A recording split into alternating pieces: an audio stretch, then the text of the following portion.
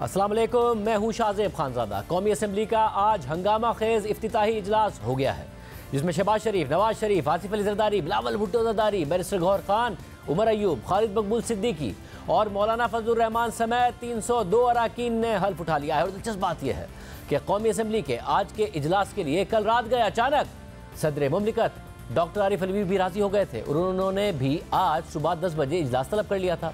हालांकि इससे पहले सदर मुमलिकत ने इजलास बुलाने के हवाले से निगरान वज़ीर आज़म की समरी मुस्तरद करते हुए एतराज़ उठाया था कि मखसूस नशिस्तों के फैसले के बगैर कौमी असम्बली मुकम्मल नहीं होगी, इसलिए इजलास भी नहीं बुलाया जा सकता। तहरीक इंसाफ भी सदर के मौक़िफ़ के साथ खड़ी हो गई थी और कौमी असम्बली के इजलास को गैर आईनी करार दे रही थी, मगर कल रात अचानक सदर मुमलिकत ने यू टर्न लेते हुए कौमी असम्बली का इफ्तिताही इजलास तलब कर लिया। ताहम उनकी तरफ से बयान में ज़रूर कहा गया कि मखसूस नशिस्तों के मामले के इलेक्शन के 21वें दिन तक हल की तवक्को के साथ कौमी असम्बली का इजलास तलब करने की मंजूरी दी जाती है, मगर आज इलेक्शन के बाद 21वें दिन कौमी असम्बली का इफ्तिताही इजलास तो हो गया है और आगे का शेड्यूल भी सामने आ गया है। साथ ही साथ बलूचिस्तान और खैबर पख्तूनख्वा असम्बलियों ने आज स्पीकर और डिप्टी स्पीकर का इंतखाब भी कर लिया है, लेकिन सुन्नी इत्तेहाद काउंसिल की मखसूस नशिस्तों का फैसला अभी तक नहीं सुनाया गया है, जिसे गुज़िश्ता रोज़ इलेक्शन कमीशन ने महफूज किया था। और इस सूरत हाल में अब कल शेड्यूल के मुताबिक कौमी असम्बली के स्पीकर और डिप्टी स्पीकर का खुफिया राय शुमारी के जरिए इंतखाब किया जाएगा। स्पीकर के ओहदे के लिए नून लीग के अयाज सादिक और सुन्नी इत्तेहाद काउंसिल के आमिर डोगर के दरमियान मुकाबला होगा, जबकि डिप्टी स्पीकर के ओहदे के लिए पीपल्स पार्टी के गुलाम मुस्तफ़ा शाह और सुन्नी इत्तेहाद काउंसिल के जुनेद अकबर आमने सामने होंगे। और फिर 3 मार्च यानी इतवार को वज़ीर आज़म का इंतखाब किया जाएगा, जिसके लिए इत्तेहादी जमातों के उम्मीदवार शहबाज शरीफ हैं, जबकि सुन्नी इत्तेहाद काउंसिल के उम्मीदवार उमर अयूब हैं। लेकिन आज इफ्तिताही इजलास के दौरान कौमी असम्बली के अंदर भी मखसूस नशिस्तों का तनाज़ा ज़ेर बहस आया। तहरीक इंसाफ के रहनुमा बैरिस्टर गौहर खान और उमर अयूब ने मौक़िफ़ दोहराया कि इस वक्त ये हाउस नामुकम्मल है। ये हाउस नामुकम्मल है। हमारी ख़वातीन मेंबर्स, जिनमें ये खातून आलिया हमजा साहिबा ये इस वक्त जेल में है, इनका नाम विमेंस रिजर्व लिस्ट में है और वो अभी तक हमारी बकिया खवातीन भी उस लिस्ट में नहीं आई जिन्होंने इस हाउस का आज हलफ उठाना था। निशान भी लिया गया, रोका भी गया, लीडर को बार 5 दिन के अंदर 3 कन्वेक्शन भी कराई गई और लीडरशिप को भी अंदर रोका गया। ये ख्याल और बावर कराया गया कि अवाम भूल जाएंगे। 10 नॉन मुस्लिम में से हमारे 3 सीट्स जो है वो प्रिजर्व्ड है। वोमेन की सीट में इस वक्त पाकिस्तान तहरीक इंसाफ के बेक इंडिपेंडेंट कैंडिडेट्स के लिए 20 सीट्स रिजर्व है। इस वक्त ये हाउस इनकम्प्लीट है। इसके बाद ख्वाजा आसिफ को स्पीकर राजा परवेज़ अशरफ ने खिताब की दावत दी तो सुन्नी इत्तेहाद काउंसिल ने सख्त शोर शराबा किया, जिसके बाद ख्वाजा आसिफ ने कहा कि सुन्नी इत्तेहाद काउंसिल ने नशिस्तों के लिए कोई लिस्ट ही नहीं दी हुई है, ना ही अप्लाई किया हुआ है, कोई नई लिस्ट भी नहीं आ सकती। इसके बाद ख्वाजा आसिफ ने सुन्नी इत्तेहाद काउंसिल के अरकान की तरफ हाथ की घड़ी उतार कर लहराई और स्पीकर ने इजलास मुलतवी कर दी। जनाब ख्वाजा मोहम्मद आसिफ साहब एक अच्छी ट्रेडिशन बनाए, आप सुने आराम से।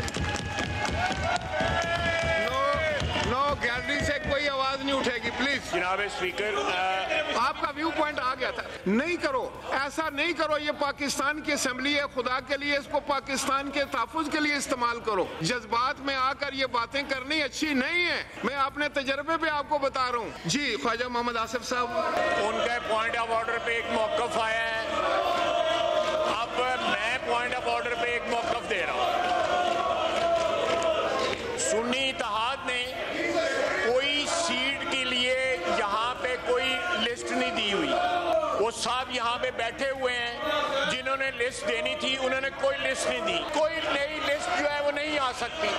मैंने सिर्फ इनका ये जवाब देना था। इसके अलावा ये जो शोर इसलिए मचा रहे हैं, ये शोर इसलिए मचा रहे हैं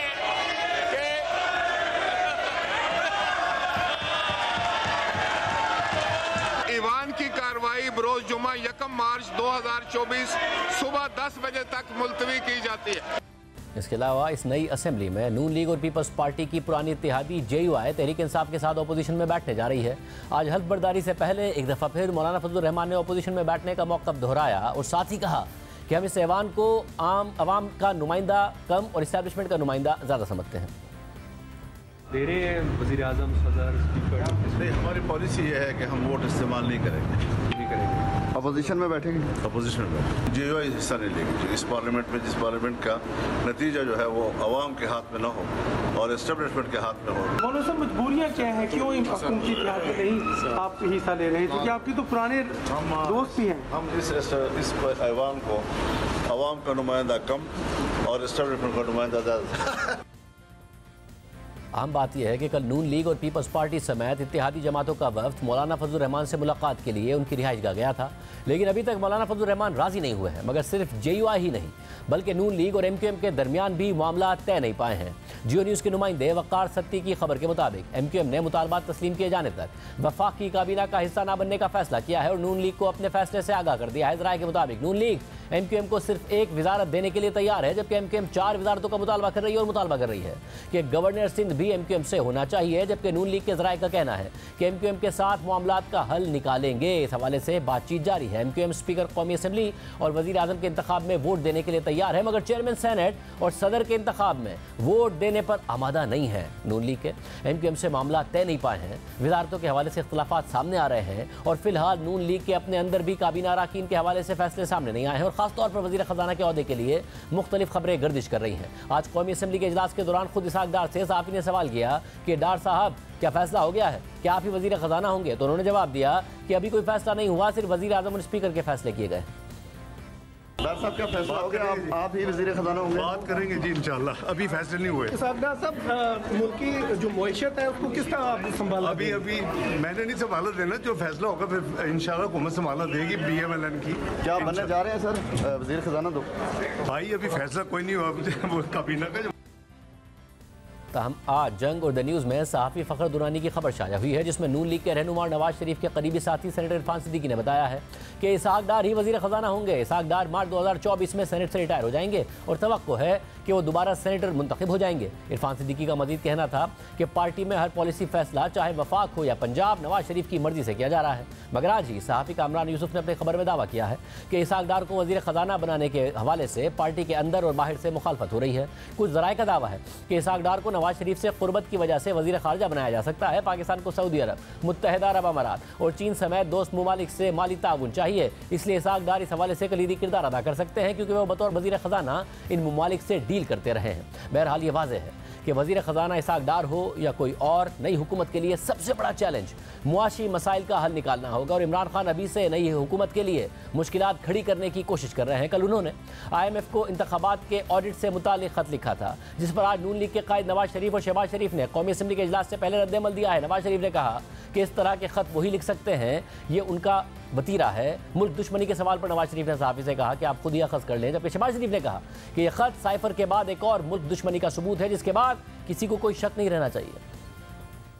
IMF को खत के बारे में क्या कहेंगे?